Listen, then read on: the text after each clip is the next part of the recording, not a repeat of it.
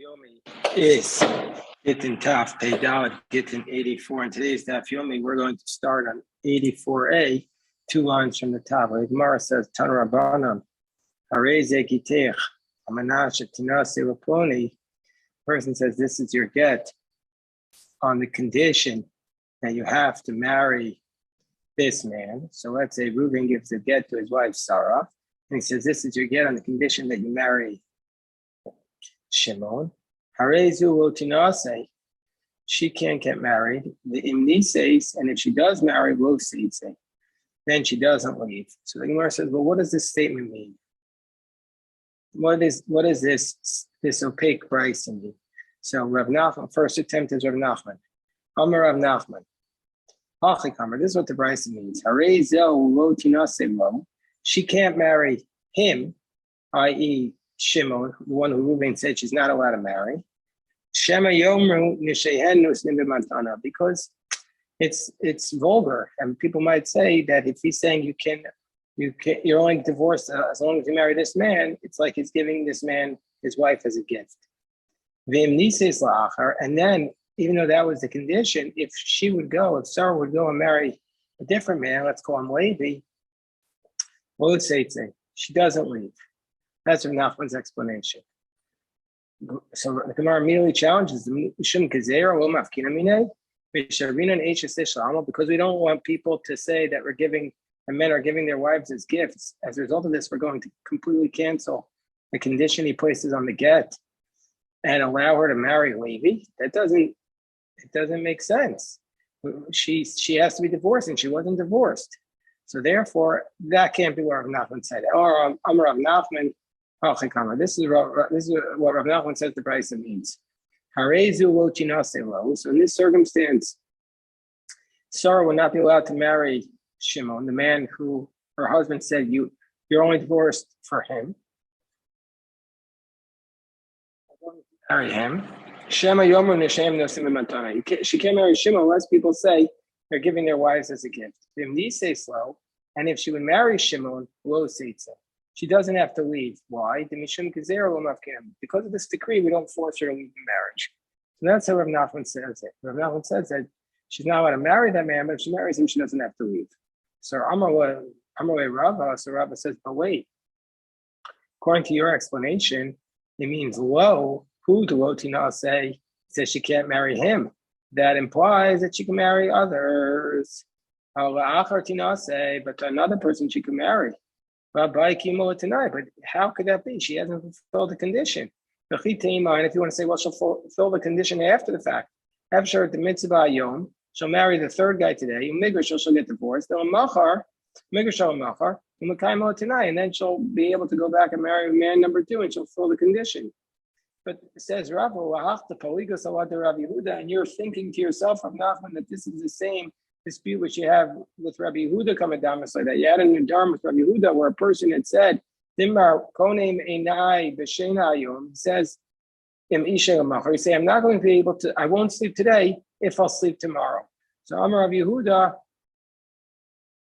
says, Al yishan hayom. Rabbi Yehuda says in that explanation, don't sleep today. Shema yisha l'machar, because maybe you'll sleep tomorrow. Meaning to say, you said, I won't sleep today if I'll sleep tomorrow. Meaning if you stay up tomorrow, then you could sleep today. So Rabbi Yehuda says, well, no, we're worried you're going to sleep tomorrow, so therefore don't sleep today.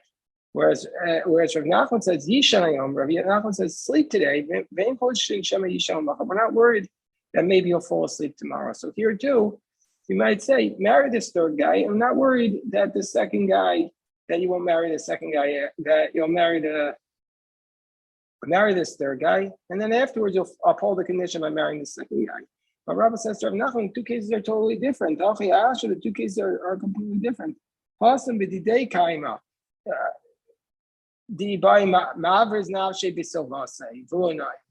There, in the case from the Dharm, it's completely up to the man, because he could keep himself up tomorrow by just pricking himself with thorns, and that way he won't fall asleep tomorrow. So therefore, he could sleep today if he wants. But she can't make sure that she leaves that the marriage to Levi so that she can marry Shimon and fulfill the conditional clause. It's not up to her. Meaning to say, if only Levi could divorce her. Ella Amarava. So Rava says this is how we have to explain the brisa. Harezu lo tinase lo lo achar. So this one woman can't marry. She can't marry Lo. She can't marry Shimon, and she can't marry another one. Let's call him Levi. Lo tinase. She can't marry Shimon. Shema yomer nishosem nosim matana, because we're worried that people will say they're giving their wives as gifts. Achar lo tinase. She can't marry.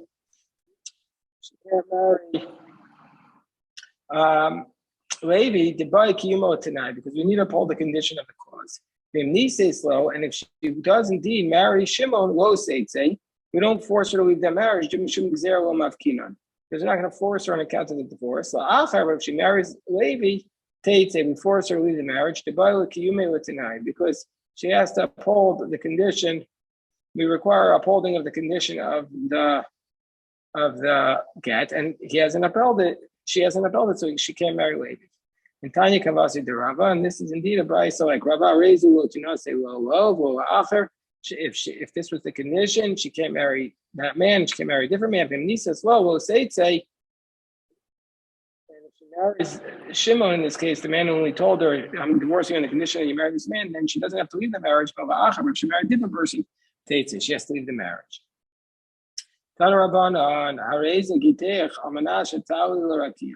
So the next case is the man says, this is your get on the condition that you fly up to heaven. So this is your get on the condition you fly up to heaven. On the condition that you go down to the depths. The condition that you swallow a reed of 4 cubits. Or that you bring me a beam of 100 amos. Or that you cross over the great sea with your feet. And again, in all these cases, you might think it's a preposterous condition, but since it's a condition, she has to fulfill the condition, or otherwise it's not a get. Whereas Rabbi Yehuda ben Tema says, kazeh get.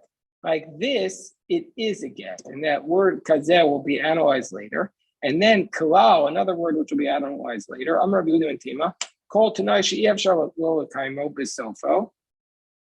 any condition which is impossible to ever keep, and he stipulates it at the beginning, then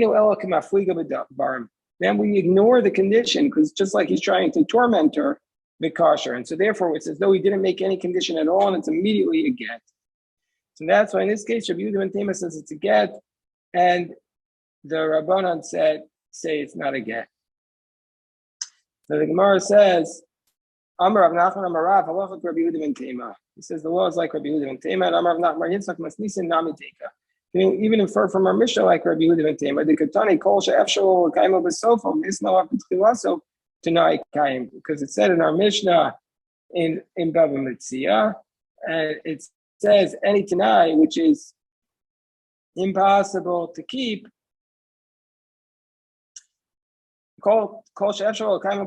Anything that's possible to keep at the end, and he makes it to in the beginning, then it's a valid tonight. But if it's impossible to keep it, the condition is disqualified. Shema Minah. So the law is like Rabbi Yehuda ben Tema, and there's a Mishnah like Rabbi Yehuda ben Tema. So then the Gemara says, we have this question. So he says, this is your get on the condition that you eat pork. So what would be the law there? So is this a condition that's impossible to keep? In which case, Rabbi Yehuda ben Tema would say she's that tonight is disqualified and it's a get. Rabbanan say it's possible to keep, and so therefore it's not a tonight, and so therefore it's a valid tonight. So she's not divorced unless she eats the pork. So how do we answer this question? So Amar Abaye Abaye says the exact same thing we spoke about before. Rabbi Yehuda ben Tema would say it's a get. She doesn't have to eat the pork, and it's a get. And Rabbanan would say it's not a get unless she ate the pork. So Rava Amar Efshar Ta'achla V'Lakya. Rava says no. Yehuda ben Tema would say it's not a get because it's a tonight that's able to be kept because she can eat it and get the lashes. So Abaye Klal Suyei Basar. According to Abaye, when Rabbi Yehuda ben Tema says this Klal, that anything that's possible to keep in the end, that means even meat. Meaning to say, because this pork, which is something which is so preposterous, that Rabbi Yehuda ben Tema would say that it is a get right away under those circumstances.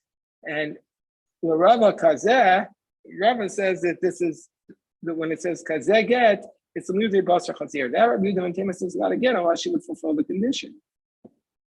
Gemara challenges Meisavei. So the Gemara says, "Harezeh Giteich Hamanash Tivali Laponi."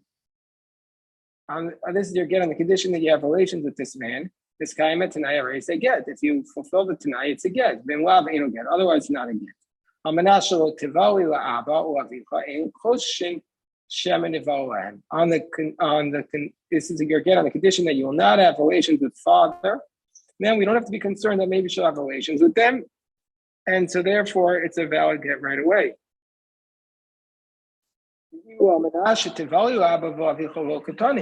But it doesn't state on the condition that you have relations with father, that it doesn't state. And so we see from here, according to Abaye, that's because it's the exact same case as before. And this is a case where it's obviously a valid get according to Rabbi Yehuda ben Tema because it's an impossible situation. It's like the pork. Whereas the Rava Kasha, because according to Rava, we should say that that's not a get unless you fulfill those conditions. So why doesn't that list that case? So Amacha Rava Bishlam Basar Chazir. According to Rava, no, the case of the pork is different. Afshar the Achavolakia, because it's possible she'll violate the prohibition of pork and eat it. Poninami Afshar the Mashach the Leba Mimona. And also on the condition that you sleep with this man, that also is a condition that can be fulfilled. She'll pay him money. On the condition that she'll sleep with her father, that's a preposterous condition because her father, it's not up to her. Even if she'd be willing to do this prohibition. But her father and her father won't be willing to do this prohibition. And so therefore it's a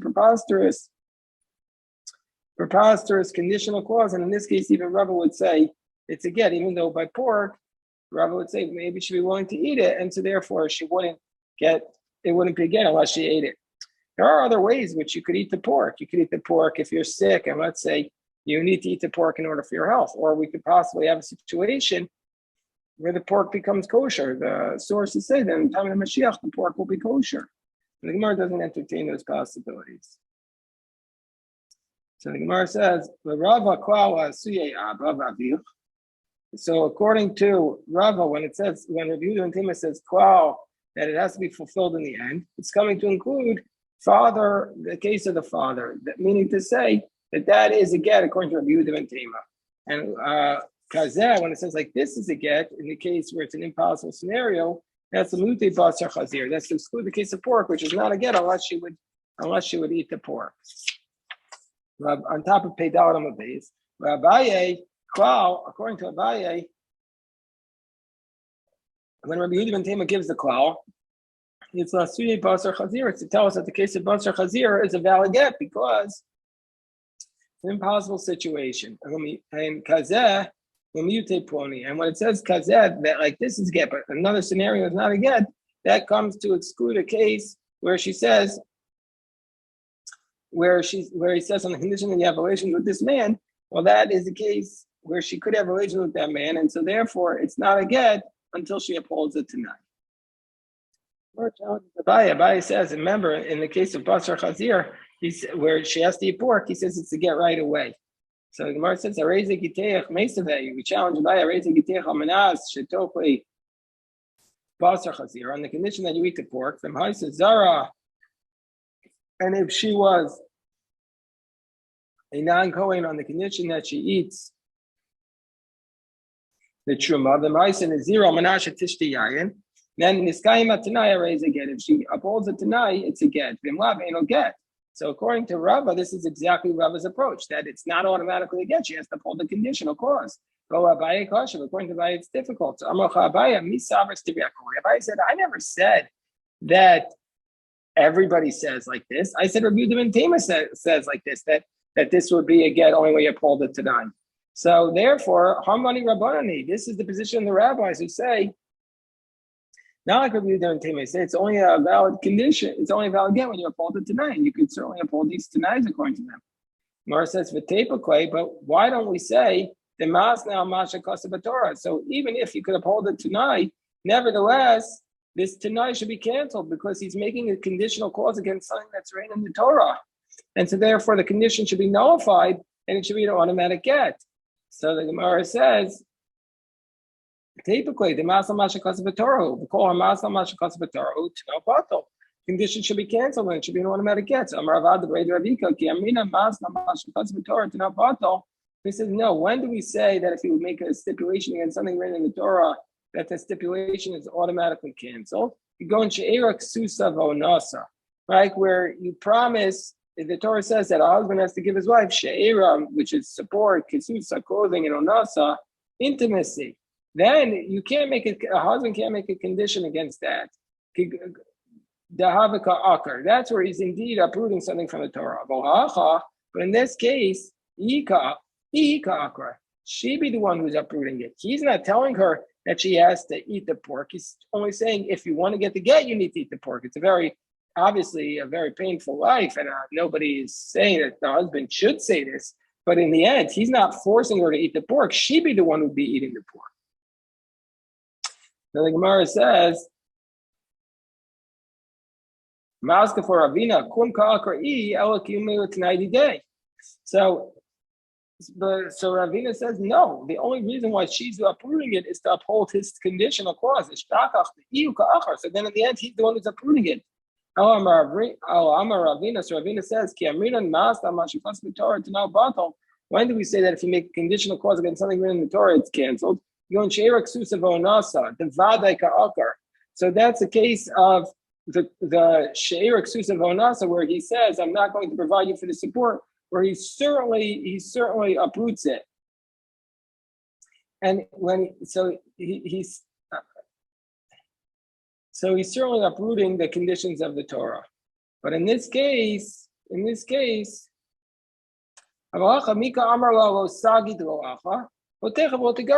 this case, he's not telling her you have to eat it. He's just telling her if you don't eat it, you're not going to get divorced. So again, like we were saying before, it's a very cruel way to live, but it's not. He's not forcing her to eat it. She has the option of remaining married to him and not eating the pork. Okay, so now the next line said in our Mishnah that if a man gives his wife the get, and he had said this improper phrase, he says you're permitted to every man except for Teponi. Elo Aponi, that Rabbi Eliezer said it's a valid get, but Chachamim say it's not a valid get.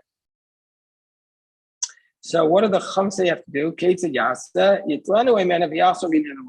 You have to take the get back from her and then return it to her and say a second time, Hare Miteras will call Adam. So the Gemara says, Man Tana, who is the position of the Chachamim, who say you have to take it back and give it again. Amar Chizki, Reb Shimon ben Elazar, Reb Shimon ben Elazar, Tanya, Reb Shimon ben Elazar, Omer, you have to take it from her and return it and give it back to her. And say that this is your get. You have to take it from her and give it back to her and say this is your get. Rabbi Yochanan says, Afilu tame. So Rabbi Yochanan says, so that's the first approach. The first approach is Rabbi Shimon ben Elazar.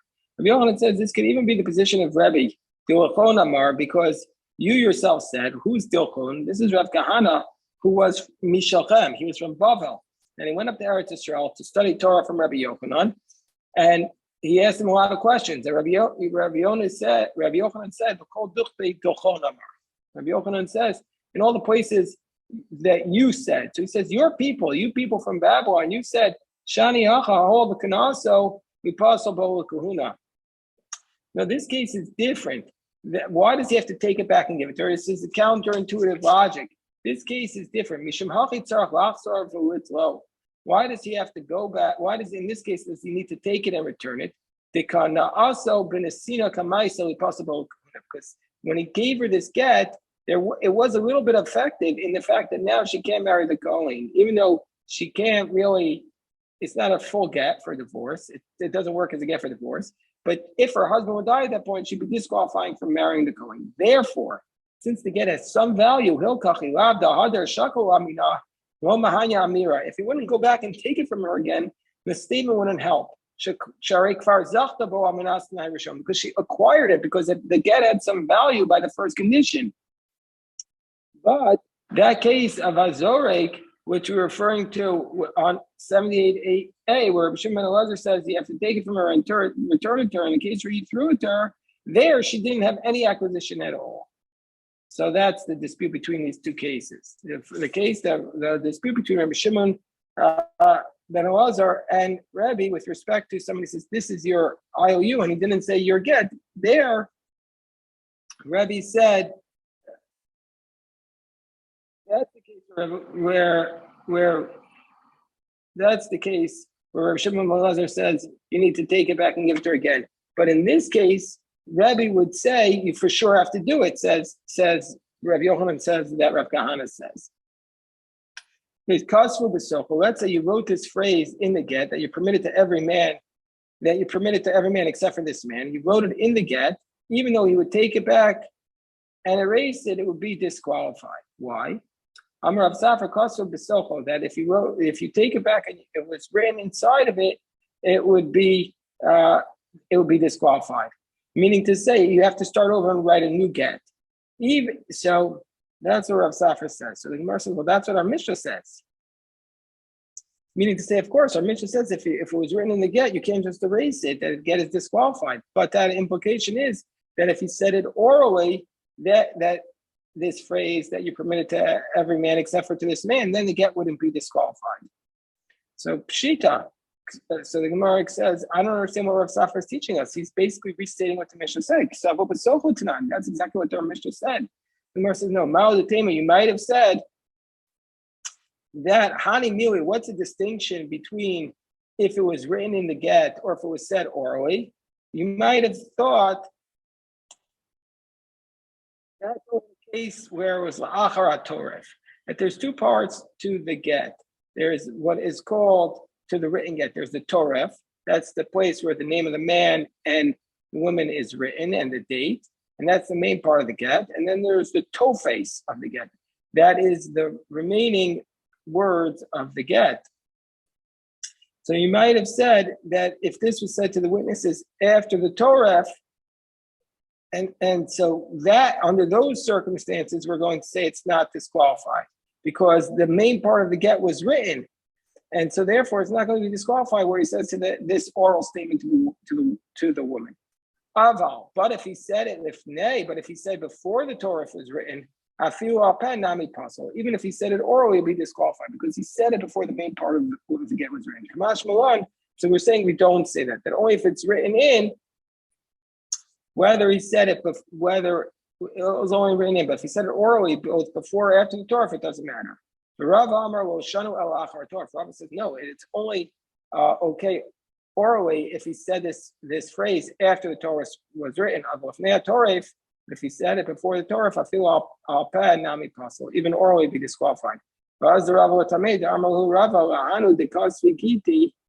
shatku shetuke labao adekasvisue was soraf the Gita. Rava said when you write the get, tell the husband to be quiet until after you do the Torah, so he doesn't mess things up with his statement. So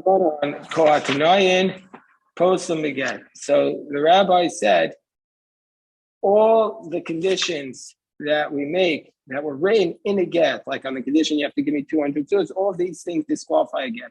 That even if you uphold the condition afterwards. And the Gemara is going to explain why, but this is a position of Rabbi. Kol posel, kol sheposel al peh, posel b'chsav. Kol she'enu posel al peh, enu posel al ksav. Chutz, so the Chum say anything that disqualifies orally disqualifies if it's written. Anything that does not disqualify orally does not disqualify it's written. And the word chutz, where he says you can marry everyone except for this man, sheposel al peh, posel b'chsav. That disqualifies orally and writing. Almanas she'enu posel al peh, enu posel b'chsav. Almanas does not disqualify. Okay, we'll stop here.